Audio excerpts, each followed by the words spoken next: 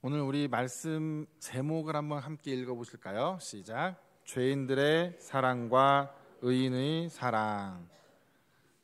여러분, 세상에는 죄인들이 많은 것 같습니까? 의인들이 많은 것 같습니까? 왜죠? 경험해 보셔서 아시는 건가요?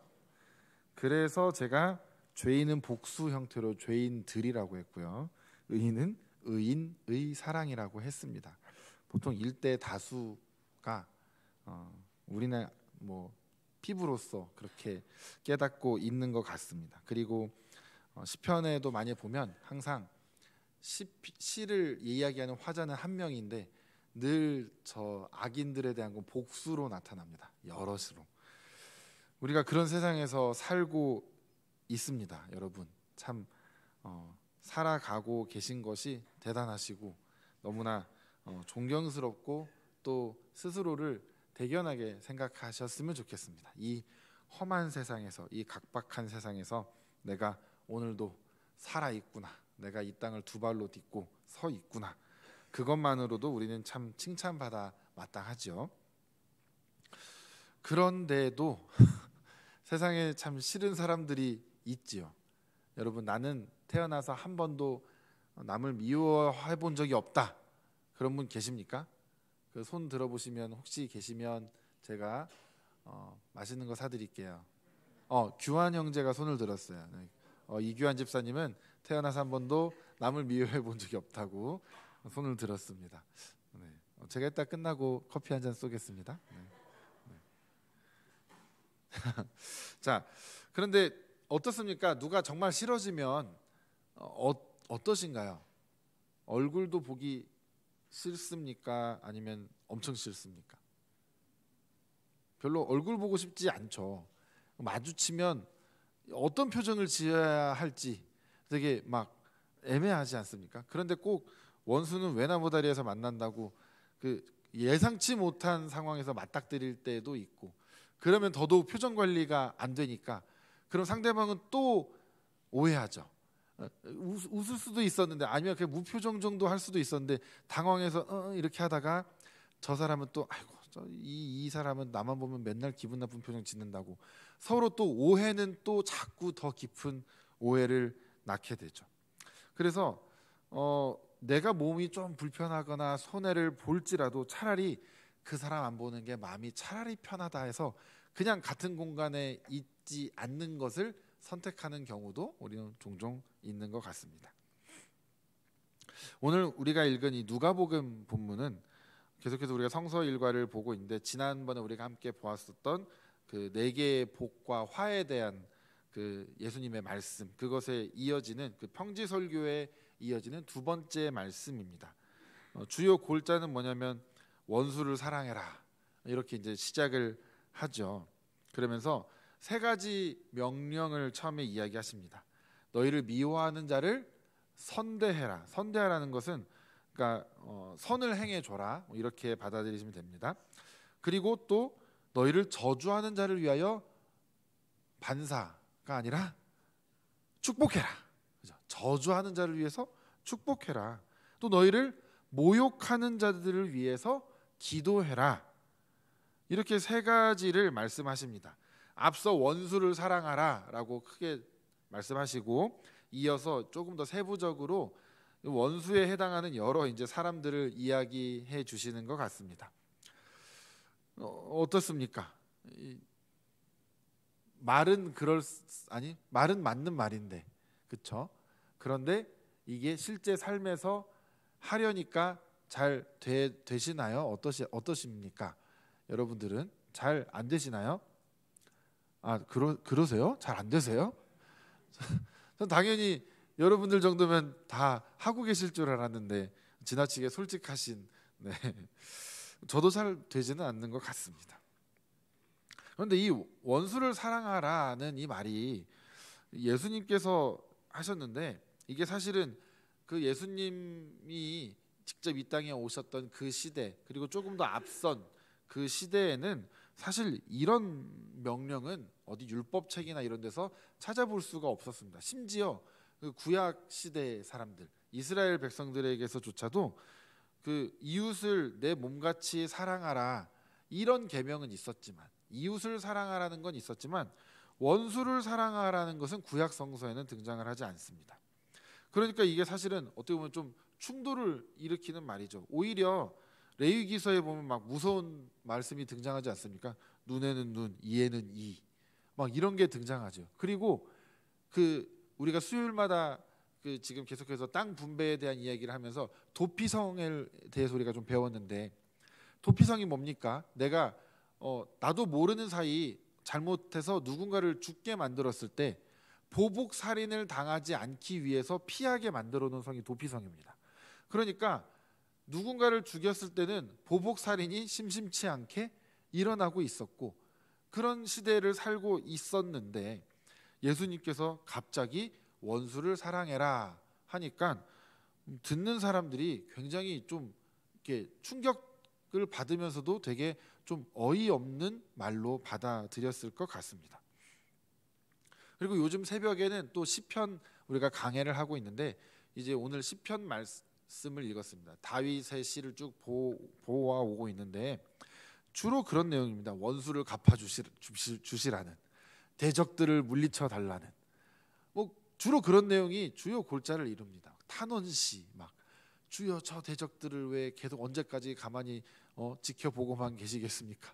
빨리 주여 일어나옵소서. 주여 손을 들어 막 저들을 쳐달라는, 막 이런 시를 우리가 그렇게 잘 아는 다윗이, 그 위대한 다윗도 원수들을 향한 그런 막 얘기를 했는데, 예수님은 좀 다른 모습을, 지금 다른 말씀을 하고 계시는 것이죠. 그러니까 좀 모순되는 것 같은데 왜 이렇게 하실까?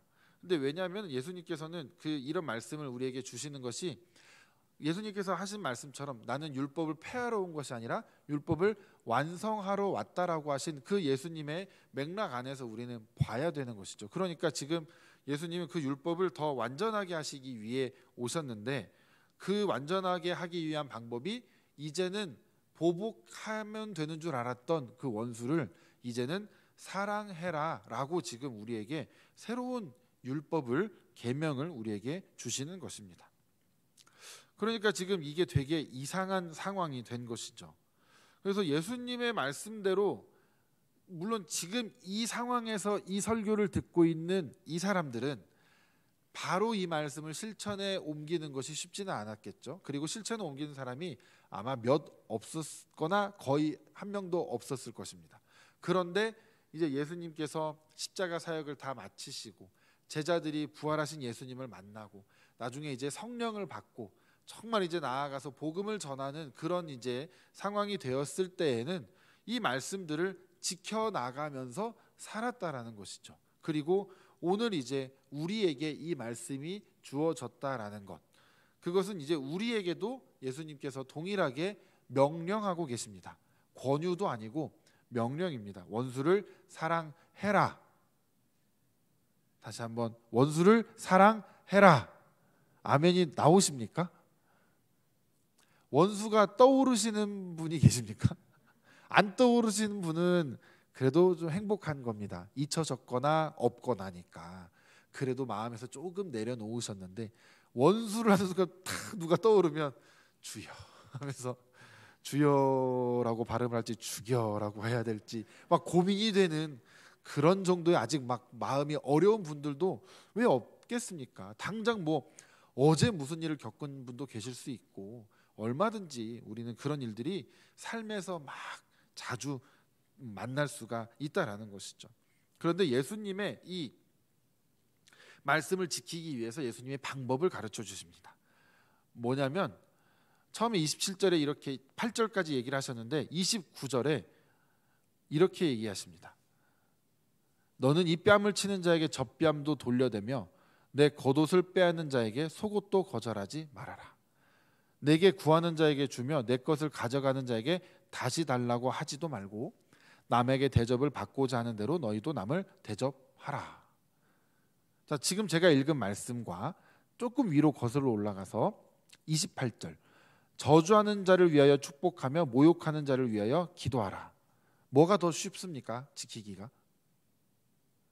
상대적으로 28절이 좀 쉽지 않으십니까? 왜냐하면 맞닥뜨릴 일은 없잖아요. 최소한 그냥 집에서 기도하셔도 되잖아요. 얼굴 안 보고. 얼굴 안 보면 기도할 수 있을 것 같은데 얼굴 보면 기도가 안 나와도. 그런데 29절에 더 심한 지금 우리에게 명령을 주십니다. 너는 이 뺨을 치는 자에게 저 뺨도 돌려대며. 제가 이것을 여러분들에게 어떻게 설명을 할까 고민하다가 우리 청년 한 명한테 부탁을 해가지고 강단에 올라서 제 뺨 하는데 때려달라고 할까 막 이런 고민도 했습니다. 시청각 교육을 위해. 제가 얼른 다른 뺨을 돌려대면 또 그 뺨도 때리는 것을 하면 어떨까. 희범아 한번 나 한번 때려볼래. 그런 생각을 했는데 이걸 우리가 어떻게 생각하면 되냐면, 누군가 여러분을 와서 막 언제 그때 뺨을 딱 쳤습니다. 뭐 언제 끝이 아닐지라도 갑자기 와서 뺨을 한대 딱 쳤는데, 그때 여러분들이 어떻게 하시겠습니까? 쳤어? 지금 나 쳤어? 그러면서 뭐 고소하겠다는 뭐 이럴 수 있는데, 그게 아니고 딱 맞는 순간 이쪽도 치라고 딱 돌려대는 겁니다. 그런데 이런 게 아니라 겉옷을 누가 막 빼앗으려고 하는데 겉옷을 뺏는 속도보다 더 빨리 속옷부터 이미 뺏어가지고 막 겉옷도 주고 속옷도 주고 막 이렇게 우리가 하는 거죠. 그럼 이게 주도권 싸움이라고 생각을 해보자고요. 누가 내 뺨을 쳤는데 내가 열이 받아서 쫓아가서 그 사람을 때리는 게 아니라 쫓아가서 이 뺨도 마저 때려달라고 막 빨리 때려주세요. 한쪽만 때리면 균형이 안 맞아서 안 돼요. 이쪽만 부으면 큰일 납니다. 이쪽 눈알 빠질 뻔해, 이쪽 눈알도 같이 빠질 뻔해, 뭐 이러면서 막 이 뺨 돌려대고, 속옷도 막 뭐 제 속옷을 누가 가져가겠냐마는 속옷을 막 빼서 막 갖다 주는 거예요. 그럼 상대방이 이렇게 생각하지 않겠습니까? 제정신이 아니구나 이렇게 생각하겠죠. 그런데 그 순간 주도권이 누구한테 넘어오냐면 오히려 뺨을 돌려댄 사람한테 넘어옵니다. 오히려 겉옷을 뺏길 때 속옷까지 내어준 사람에게 그 주도권이 넘어온다라는 것입니다. 그러면 우리는 이제 주도권을 빼앗긴 피해자가 아니라 주도권을 쥔 사람이 될 수 있다라는 것이죠.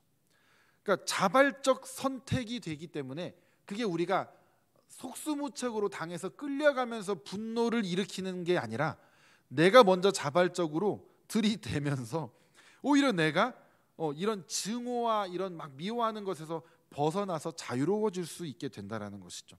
그러면 조금 더 한 걸음 나아가서 내가 한번 그렇게 해봤더니 저 사람이 별로 무섭지도 않고 저 사람이 당황하는 모습까지 봤으면 내 맞긴 맞았는데 은근히 꼬시네, 은근히 기분이 좋네 하면서 약간 마음이 변화되는 걸 경험할 수가 있는 거죠.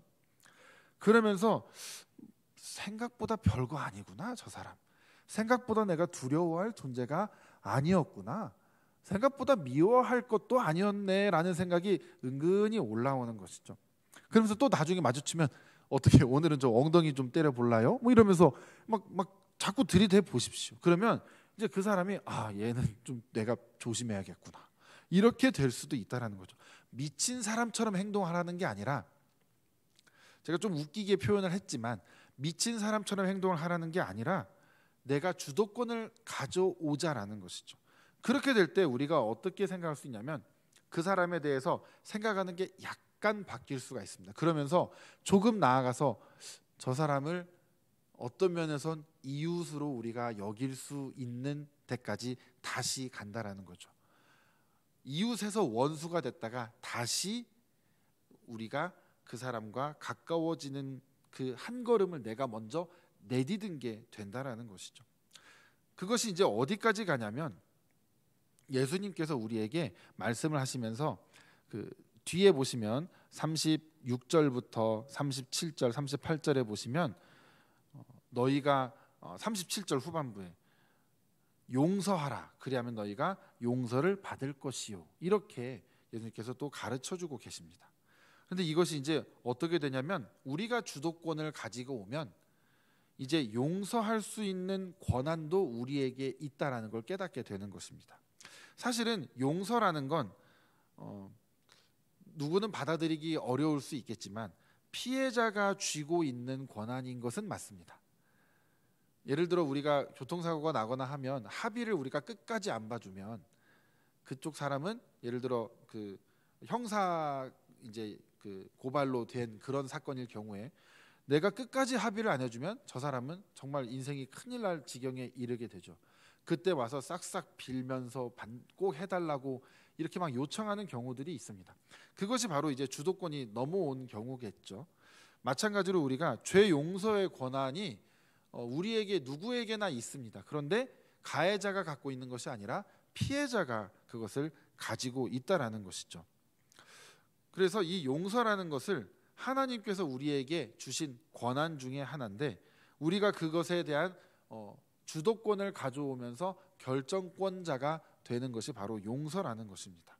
그래서 우리가 오늘 하나님께서 예수님께서 우리에게 주신 말씀이 용서하라 그리하면 너희가 용서를 받을 것이라는 이 말씀을 우리에게 주시는 것입니다. 용서할 수 있는 권한을 내가 너희에게 줬다. 너희가 할 수 있을 때 용서를 해야 된다. 그래야 그래서 너희도 용서를 받을 수가 있다. 이 말씀을 우리에게 가르쳐주고 계시는 것입니다. 그럼 반면 이 죄인들은 그럼 어떤 삶을 살고 있느냐? 예수님께서 말씀하시죠. 32절부터 얘기를 하시는데, 너희를 사랑하는 자만을 사랑하면 칭찬받을 것이 대체 뭐가 있느냐? 죄인들도 사랑하는 자는 다 사랑하고 산다. 그러면서 또 선을 행하는 것, 선대하는 자만을 선대하면 칭찬받을 것이 무엇이냐? 죄인들도 이렇게 한다. 또 받기를 바라고 꾸어주면 칭찬받을 것이 무엇이냐? 죄인들도 그만큼 받고자 하며 죄인에게 꾸어준다. 그러니까 죄인들은 뭐냐면 기브 앤 테이크가 정확한 거죠. 나에게 오는 것이 있으면 저 사람에게 잘해주는 겁니다. 나를 사랑해주는 사람이 있으면 나도 같이 사랑하는 겁니다. 그리고 나에게 선을 행하는 자가 있으면 나도 잘해주는 겁니다. 죄인들의 수준에서는 사랑이 딱 거기까지라는 거죠. 나에게 오는 것이 오지 않게 될 때, 혹은 내가 준 것이 그것이 내가 준 만큼 돌아오지 않을 때, 이제 마음에 조금씩 그 저울이 생겨납니다. 저울. 내가 이만큼 해줬는데 이것밖에 못 해줘? 저울이 살짝 기울죠. 이게 한두 번만 더 되면 저 사람 이제 상종하지 말아야겠네. 이 사람 같이 뭐 할 사람이 아니네. 이렇게 되면서 그냥 봐서 관계를 얼마든지 끊을 수 있는 게 바로 보통 세상에서 우리가 겪게 되는 모습입니다. 그때 우리가 무엇을 꾸어주면 반드시 받아야 되죠. 차용증도 쓰기도 하고 뭐 여러 가지 하면서 반드시 그것을 받게 됩니다. 그런데 우리가 만약에 꾸어줄 때 받을 생각을 하지 않고 꾸어준다라면 어떤 일이 생길까요? 동네 사람들이 다 나를 찾아와서 돈 꿔주고 받지 않는다면서요. 이게 찾아올까요? 그러면 어떻게 할까요? 또 꿔주면 또 찾아오고, 또 꿔주면 또 찾아오고, 내 돈이 다 바닥날 수도 있겠죠. 근데 오늘 예수님의 가르침에 의하면 그렇게 해도 될 것 같습니다. 예수님께서 받을 생각하지 말고 꿔줘라. 왜냐? 31절 말씀 함께 읽어볼까요? 31절. 남에게 대접을 받고자 하는 대로 너희도 남을 대접하라. 우리가 만약에 그 상황에 놓여 있다라고 한다면, 물론 그걸 악용하기 위해 꾸러 오는 사람들도 섞여 있겠죠. 하지만 정말 지금 갚을 상황이 되지 않아서 꾸러 온 사람이 있을 텐데, 나도 그 상황에 얼마든지 놓일 수 있겠죠.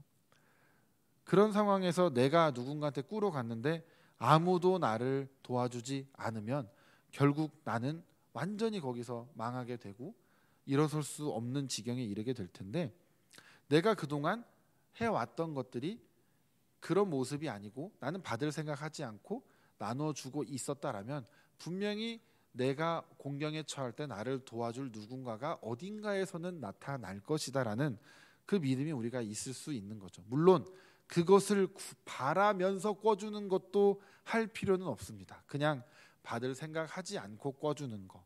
사랑을 베풀었으면 다시 그 사랑을 거둬들일 생각하지 않고 그냥 베푸는 거.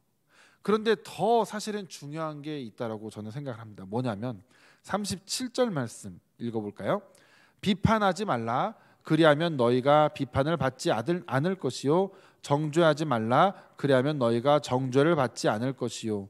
용서하라. 그리하면 너희가 용서를 받을 것이요. 이것이 사실 더 어려운 것 같습니다. 우리가 선을 행하는 것은 안 한다고 해서 크게 비방받지는 않습니다. 물론 선을 행하지 않는 것 말씀으로 보자면 혼나야 되는 건 맞지만, 우리가 선은 행하지 못할지언정 악을 행하는 것만이라도 우리가 멈춰야 되지 않겠습니까? 그런데 비판 우리는 열심히 하죠. 비난도 하죠. 또 정죄도 우리는 합니다. 그런데 성경에서는 정확하게 가르쳐주고 있죠. 비판하지 말라. 그러면 비판을 받지 않을 것이다. 반대로 말하면 비판해 보렴. 너네도 비판받을 거니까. 정죄해 보렴. 네가 정죄 당할 거거든. 이겁니다. 이걸 우린 사실 모르는 분은 별로 안 계실걸요. 이 말씀은 너무나 유명한 말씀이니까 다 알고 있는데 우리는 또 잊어버리고 합니다. 그런데 문득 이 말씀이 떠오르면 어떻게 하죠? 합리화를 시켜서 말씀을 외면합니다. 와, 예수님 앞에서도 우리가 과연 그럴 수 있을까요? 하나님 앞에서도 과연 우리가 그럴 수 있을까요? 말씀이 생각나고 기억나는데 말씀 잠깐 제껴놓고 내가 억울하니까, 그리고 나는 내가 언제 비판했습니까? 나는 팩트만을 말하지, 난 사실만을 말하지, 나는 그 사람을 비난한 적이 없습니다. 난 사실만을 말합니다. 근데 그 사실이 저쪽으로 넘어가고 저 사람 입으로 넘어가고 하면서 그 사람이 더 이상 설 수 없을 정도로 사회적으로 매장을 시키는 데까지 가버릴 수도 있지 않습니까? 그런데 그것이 언제 나에게 돌아올지 모르는 부메랑일 수도 있다는 걸 우리는 늘 기억해야 하는 것입니다. 제가 얼마 전에 집에서 뭐 막 하다가 뭐 아내랑 집안일 뭘 같이 하다가 아내가 저한테 이거 뭐 좀 해줘 했는데, 제가 아내가 그 영어 발음이었는데 틀린 줄 알고 제가 바로 지적을 했어요. 그런데 잠깐 지나고 났더니 제가 틀린 거예요. 제가 틀려놓고 아내한테 틀렸다고 바로 지적을 해놓고서는 제가 다행이다 그랬습니다. 왜 다행이라고 했을까요? 저는 그냥 틀린 것만 고쳐주기만 했거든요. 예를 들어 박이면 그거 백이라고 읽어야 돼, 이렇게만 말만 했지 그것도 모르냐? 그거 백이잖아 이렇게 하진 않았거든요. 그거 백이야 이렇게만 했는데 다시 잘 생각해봤더니 박이 맞는 거예요. 그래서 제가 아내한테 그랬습니다. 내가 그냥 그것만 고치는 것만 했기에 망정이지 내가 그것도 모르냐고 이런 말 한마디로 됐으면 난 지금 이거를 2배 3배로 받고 있었을 텐데. 그러니까 제가 먼저 비난을 시작했다면 똑같이 저도 비난을 받을 각오를 해야 되는 거잖아요.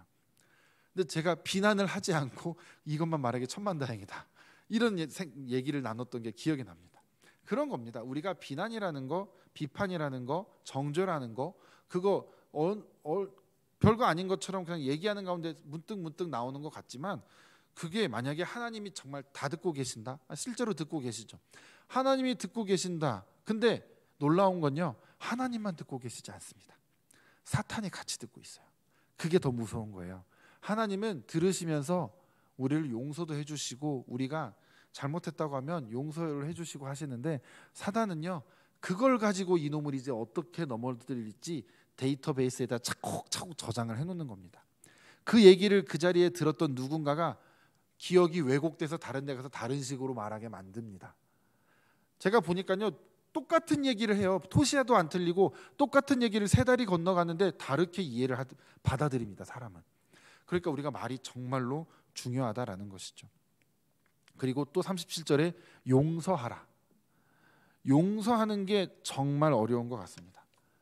용서하는 것은 초반에도 말씀을 드렸지만, 용서라는 건 피해자에게 권한이 있기 때문에 또 더 어려운 것 같습니다. 피해자는 자신이 이 피해를 극복하기 전까지는 용서하고 싶은 마음이 들지 않거든요. 들 수가 사실은 없습니다. 그런데도 예수님은 용서하라고 하시는 겁니다.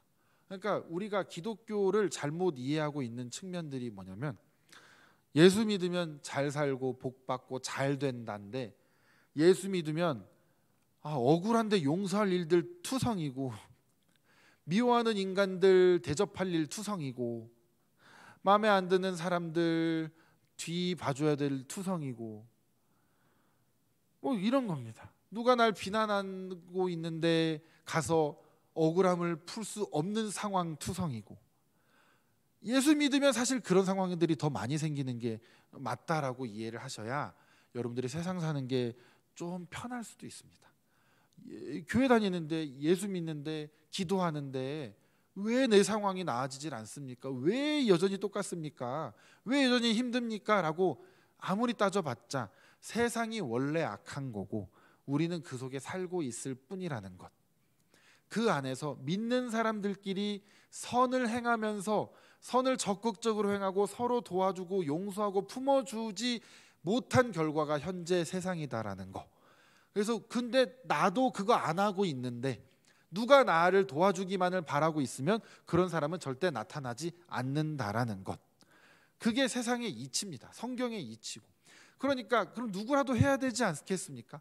나라도 원수를 사랑하고 나라도 누군가를 용서하는 걸 시작해야 다른 사람들도 그것을 시작하게 되고 나에게 용서를 받은 사람이 누군가를 또 용서하게 되는 것 아니겠습니까? 그러니까 우리가 세상이 악하다고 말할 시간에 나도 누군가에게 악한 사람으로서 존재하고 있는 것은 아닌가? 아니면 저 사람이 악한 게 명백할지라도 난 그 사람을 용서하고 축복하고 사랑하는 대로 나아갈 수는 없는 것인가? 이것을 우리는 고민해 봐야 하는 것이죠. 그것을 너무나 잘 실천한 구약의 유명한 사람이 한 명 있습니다. 우리가 아까 읽었던 창세기 45장에 나오는 바로 요셉이죠. 요셉은요, 사실 타인보다도 못한 가족들을 가지고 있었습니다. 바로 형들이죠. 자기 위에 10명이나 되는 형들이 자기를 너무나 싫어해가지고 죽이려다가 살려줬습니다. 죽이려다가 차마 죽이기는 뭐해서 지나가는 상인들에게 팔아버립니다.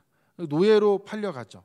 그래서 이집트라는 나라에 가게 되고 그곳에서 또 엄청난 우여곡절을 겪으면서 감옥에 갇히게 되고, 그러다가 갑자기 하루아침에 확 회복이 되어서 2인자의 자리에까지 올라가게 됩니다.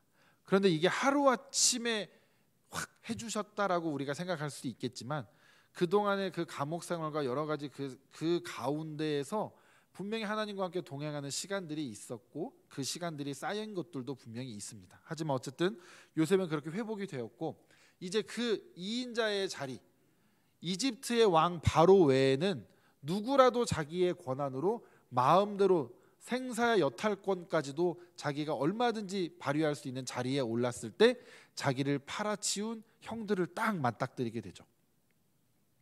그럼 그 상황에서 요셉이 어떻게 할까요? 여러분들이 요셉이라면 어떻게 하시겠습니까? 그래도 형제인데 용서하는 게 당연하지 라고 생각이 드시나요? 이 상황에 처해보지 않은 사람은 사실 답을 할 수가 없습니다. 저도 뭐 형제들이니까 용서하는 게 뭐 쉽지 않을까 사실 이렇게 생각해 본 적이 많은데 막상 요셉의 상황에 처하게 되면 과연 그것이 쉬울까? 과연 그것이 이렇게 용서할 수 있을까라는 생각을 해봅니다. 용서를 하더라도 본인들이 잘못한 것은 확실하게 깨닫고 그래도 아주 그냥 그 죽이거나 뭐 이렇게 하는 지경까지는 가지 않게 그냥 저 변방에 어디서 별 볼 일 없게 살게 만드는 수준으로 놔둘 수도 있었을 텐데 요즘은 그렇게 하지 않죠. 그러면서 뭐라고 하냐면 45장 5절에서 이렇게 이야기를 합니다. 당신들이 나를 이곳에 팔았다고 해서 근심하지 마소서, 한탄하지 마소서. 하나님이 생명을 구원하시려고 나를 당신들보다 먼저 보내셨나이다. 또 8절에 이렇게 말하죠. 그런즉 나를 이리로 보낸 이는 당신들이 아니요 하나님이시라. 와, 어떻게 이렇게 고백을 할 수 있을까요? 아니, 이 성경을 읽는 독자들은 자기를 여기로 팔아넘긴 게 요셉의 형들인 걸 다 알고 있는데 요셉 혼자 다른 얘기를 하고 있습니다. 나를 이곳에 보낸 것은 형들이 아니라 하나님이시라고. 요셉이 깨달은 것 같습니다. 뭘 깨달았냐? 지금 이 흉년을 겪으면서 자신이 꿈을 해석한 것대로 이제 현실이 그대로 이루어지는 것을 보면서 하나님의 놀라우신 섭리를 보고, 그 전에 물론 감옥에 있을 때 보디발 그 장군의 밑에 있을 때부터 하나님의 그 섭리하심을 경험했을 것입니다. 그러면서 요셉이 깨닫는 거죠. 그리고 자기의 형들을 만나는 순간 완벽하게 깨달았을 것입니다. 아, 내가 고생해서 여기까지 왔는데 내가 오늘 이 자리에서 형들을 만나게 된 것이 우리 형들을 포함한 우리 부모님과 우리 모든 식소를 오늘 이 자리로 인도해서 구원해 주기 위한 하나님의 안배였구나, 이것을 깨닫게 되는 거죠. 근데 요셉은 표현하는 것마저도 어쩜 이렇게 멋있게 하는지 모르겠습니다. 형들이 나 팔아 넘긴 건 맞는데 근데 하나님이 그래도 나 도와주셔가지고 이만큼 왔어, 이렇게 말 안 해요. 저라면 최소한 그렇게 말할 것 같거든요. 형들 미안한 거는 알고 살지, 뭐 최소한 이 정도는 말할 것 같은데 그마저도 하지 않습니다. 그냥 형들은 나를 보낸 적이 없다고, 나를 여기에 오늘 있게 하신 건 하나님이라는 것을 고백하는 겁니다. 왜냐하면 하나님의 섭리를 요셉이 깨달아 버렸기 때문에. 하나님의 그 섭리 가운데 이스라엘 백성들, 하나님의 그 선택받은 민족들을 살리기 위해서 하나님의 그 복잡한 과정들을 통해서 요셉을 그 중에 세우시고, 사실은 형들이 한 건 악이 맞습니다. 악. 저는 여기에 하나님께서 형들을 사용하셔가지고 요셉을 그렇게 했다라고 생각은 안 합니다. 형들은 나쁜 짓을 한 게 맞아요. 근데 그것을 하나님이 화를 복으로 바꿔 주신 게 하나님이시죠. 형들의 행동이 절대 정당화될 수 없습니다. 하나님이 형들을 통해서 요셉을 했다라고 저는 그렇게 생각하지 않아요. 형들은 나쁜 짓을 한 게 맞습니다. 그런데 요셉이 그것을 복으로 바꿔서 하나님의 섭리 가운데 있었음을 요셉이 깨닫고 은혜로 고백하는 거죠. 요셉이 정말 놀라운 고백을 하는 겁니다. 하나님을 경험하고 난 뒤에 형들의 죄마저 다 덮어버리고 다 용서해버리고 형들을 다 품어버리는 데까지 가는 거죠. 그 결과 무슨 일이 일어납니까? 바로 이스라엘의 12지파가 거기서 탄생을 하는 겁니다. 만약에 요셉이 형들을 용서하지 않았다면, 아니 용서를 떠나서 그냥 외면할 수도 있었지 않습니까? 그냥 형들 그냥 아는 체 안 하고 나 그냥 여기 애굽 사람으로 살지 뭐, 이렇게만 했다라면 하나님이 원하셨던 한 민족을 이루게 하시려는, 한 나라를 세우시려는 하나님의 그 계획이 거기서 중단되거나 후퇴하거나 다시 시작하셔야 하거나 이런 상황이 됐을 텐데, 요셉이 그것을 멋지게 하나님의 뜻대로 형들을 용서함으로 말미암아 하나님의 놀라운 섭리가 그대로 쭉 진행되어 갈 수 있게 된 것이죠. 요셉이 용서했기 때문에. 그래서 정말 요셉이 예수님의 어떤 예표이다라고까지 우리는 이야기를 하는 것이죠. 그래서 하나님의 섭리를 깨달은 사람, 그 사람은 자신의 감정보다 하나님의 뜻을 따르는데 자신을 복종시키게 됩니다. 이것이 의인의 사랑인 것 같습니다. 의인은 정말 사랑해서 사랑하는 것이 아니라 하나님의 뜻이 그러하기 때문에 아직 내 마음에 앙금이 남아 있을지라도 내가 그것을 하나님 뜻대로 내 감정으로 하나님 뜻을 덮어버리는 것이 아니라 내 감정과 내 지금 형편을 조금 내려놓더라도 하나님의 그 뜻을 먼저 하는 것이 바로 의인의 모습이다라는 것이죠. 그렇기 때문에 우리가 오늘 이 요셉을 통하여 우리가 배울 수 있는 것이고, 아, 예수님이 원수를 사랑하라고 가르치시기 전에도 이것을 행한 사람이 있었구나, 이것을 우리가 깨달아 알게 되는 것이죠. 그 이후에 이제 우리는 예수님을 경험하고 예수님을 믿게 된 자들인데, 성령과 함께 하는 자들인데, 우리는 요셉보다 사실은 더 잘할 수 있는 사람들입니다. 그러니까 여러분, 우리가 할 수 없어가 아니라 아직 시간이 더 필요해, 물론 이런 분도 있을 수 있죠. 그렇지만 우리가 기도는 해볼 수 있지 않겠습니까? 하나님, 이 말씀에 제가 그래도 순종하고 싶습니다. 아직도 속은 막 타들어가고 아직도 억울해 죽겠지만 그래도 제가 하나님 말씀에 순종해서 하나님이 저에게 그 마음을 주시면 제가 순종하겠습니다. 우리가 이렇게 기도해 볼 수 있지 않을까요? 저는 우리가 그렇게 한 걸음이라도, 아니 반 걸음이라도 나가 보는 것이 믿는 사람의 올바른 태도, 정말 의인의 올바른 태도라고 생각을 합니다. 그래서 고린도전서 15장 50절에 보면 오늘 또 함께 우리에게 주어진 본문 중에 하나인데 바울이 이렇게 얘기합니다. 형제들아, 혈과 육은 하나님 나라를 이어받을 수 없고 썩는 것은 썩지 아니하는 것을 유업으로 받지 못한다. 이렇게 얘기를 합니다. 우리가 결국 나의 혈과 육에 속한 그 생각을 끝까지 버리지 못해서 저 사람과 계속해서 척지고 살아가는 것을 내가 그냥 뭐 이렇게 살지 뭐 좀 찝찝하지만 끝까지 그렇게 두면 정말 하나님의 유업을 받지 못할 수도 있구나. 우리가 여기까지 한번 생각을 진행시켜 보시면 어떨까 그렇게 생각을 합니다. 사랑하는 오늘의 우리 성도 여러분, 우리 용서하지 못하는 상황이 있을지라도 또 화해하지 못하는 상황이 있을지라도 그래도 우리가 한 걸음만 거기서 나가보면 좋겠습니다.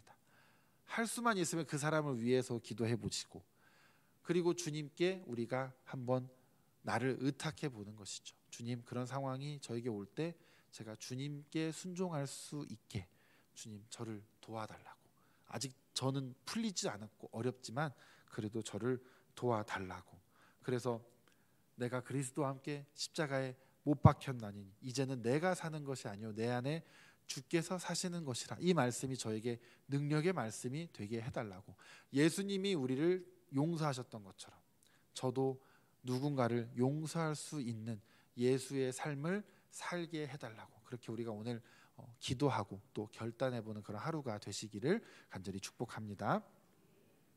주님 감사합니다. 악인들의 사랑은 참으로 자기 중심적이고 조건적이고 보답받기를 기대하는 사랑입니다. 하지만 주님께서 우리에게 요구하시는 것은 우리가 받을 것이 없어도 우리가 오히려 비난이 돌아올지라도 그 사람을 품을 수 있고 덮을 수 있고 포용할 수 있는 사랑을 우리에게 오늘 요구하십니다. 주님, 우리가 먼저 이미 그 사랑을 주님께 받은 자들인데 우리가 왜 그 사랑을 외면해야 하겠습니까? 우리가 그 사랑에 힘입어서 우리도 누군가를 용서할 수 있는 자가 될 수 있도록 주여 우리를 도와주시고 은혜를 허락하여 주시옵소서. 감사드리며 예수님의 이름으로 기도드렸습니다. 아멘.